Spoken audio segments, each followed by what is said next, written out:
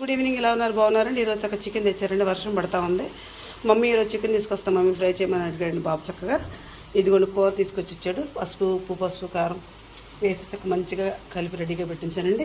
కాసిన ఉల్లిపాయలు, కాసిన పచ్చిమిరపకాయలు, అల్లం వెల్లుల్లి పేస్ట్, కొంచెం నూనె వేసుకొని చక్కగా పొయ్యి మీద ఆయిల్ కాగిన తర్వాత వేసేసాను. చక్కగా ఇది వేగుతూ ఉందండి. అల్లం వెల్లుల్లి వేయబట్టి చక్కగా ఈ ఉల్లిపాయ ముక్కలకి పచ్చిమిరపకాయ ముక్కలు కమ్మటి వాసన వస్తున్నాయండి. చక్కగా ఇది వేగిన తర్వాత ఇప్పుడు మనం చికెన్ వేసేసుకుందామండి. చక్కగా అల్లం వెల్లుల్లి వేసింది, చక్కగా పచ్చిమిరపకాయ ముక్కలు మంచిగా వేగినాయండి. ఇప్పుడు చికెన్ వేసేస్తున్నానండి. చక్కగా చికెన్ మొత్తం వేసేస్తాను.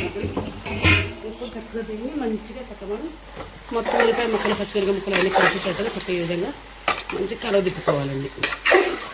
ముందు అరగంట సేపు చక్కగా చిన్న మంట మీద సన్న సెగ మీద చక్కగా మంచిగా మగ్గనిద్దామండి. మగ్గనిచ్చిన తర్వాత అప్పుడు మనం వాటర్ పోసుకోవటమా కాసేపు మగ్గనియటమో ఆలోచించుకుని చక్కగా కాసిన వాటర్ పోస్తానండి. మంచిగా ఉడుకుతూ ఉంది. ఇంకా కొంచెం ధనియాల పొడి వేసేసుకుందామండి. కూరకు సరిపడా ధనియాల పొడి వేసేస్తున్నాను. ధనియాల పొడి వేసిందా చక్కగా చిక్కబడిపోద్ది కూర. చక్కగా అమ్మగా మంచిగా ఉంటుంది. నేనైతే ఈ విధంగా చేస్తాను. నేనైతే కుక్క లేకుండా ప్లీజ్ వస్తాను.